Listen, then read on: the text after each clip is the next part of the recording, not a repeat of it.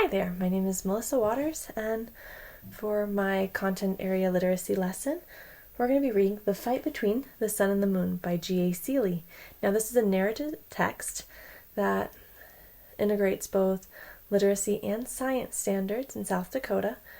And so for our science standards, we're going to be covering using observations of the sun, the moon, and the stars to describe patterns that can be predicted. For our literacy standards, we're going to be focusing on retelling stories, including key details, and demonstrating an understanding of their central message or lesson. Now, this is a great book, especially for younger students like first kinders or first graders. My focus is on first graders since that is the grade level that I teach. All right, let's jump into it.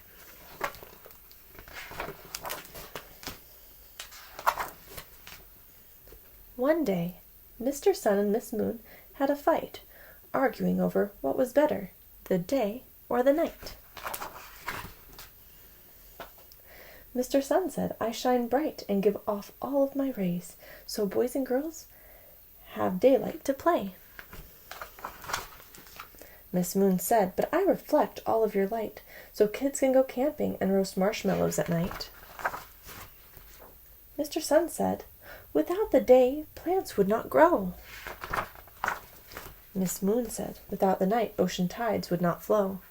Now, ocean tides are probably a good vocabulary word to go over and talking about how they kind of work. Mr. Sun said, "Without the day, no work would be done."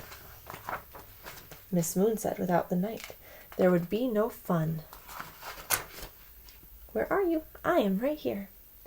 Mr. Sun said, "Without the day, no one could see."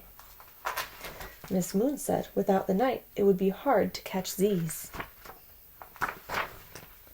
Mr. Sun said, "Without day, there is no need for night."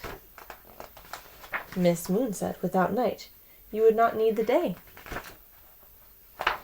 Miss Earth joined the conversation and started to say, Both you, Mr. Sun, and Miss Moon are right, for I and all living things need day and night. When Mr. Sun travels from one place to another, Miss Moon takes over because you are his sister and he is your brother. From sunup till sunset, Mr. Sun is the king. Talking about sunset is another good vocabulary word to go over. But from sundown to sunrise, Miss Moon, you are the queen. Sundown and sunrise are also good to talk about with younger kiddos. Both day and night is what we need to play, to work, to rest indeed. Mr. Sun and Miss Moon both started to agree. Day and night are important, we see. Mr. Sun said, "I'm sorry, Miss Moon, I did not mean to be rude." Miss Moon said, "I'm sorry, Mr. Sun, I put you in a bad mood." And from that day on, Mr. Sun and Miss Moon lived happily ever after, brightly shining, smiling, and filled with laughter. All right, so this is a great book to kind of go over that central message, just because it's written so clearly out for kids, that day and night are both important. And so, talking to kids, we can kind of ask, what patterns are they seeing with the sun and the moon? And many of them will probably bring up that during the summer, the sun is out longer, and then in the winter, the moon is out more. And so there is that, and you can talk about that pattern. You can also talk about just those patterns that, that we see at like certain times sun comes out every day, different times the moon comes out, and how that kind of changes throughout the year based on our seasons and whatnot. But you can ask certain questions to children like, what will this book be mostly about? What do you think one of the supporting details in the book are about the sun? Why do you think that? What are one of the supporting details in this book about the moon? Why do you think that?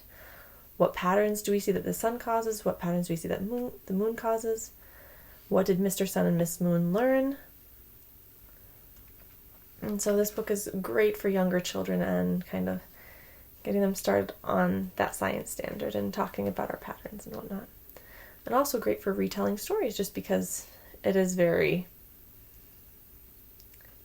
clear what happens first, second, third, and then it also tells a very clear central message or lesson. All right, I hope you enjoyed this book. Thank you.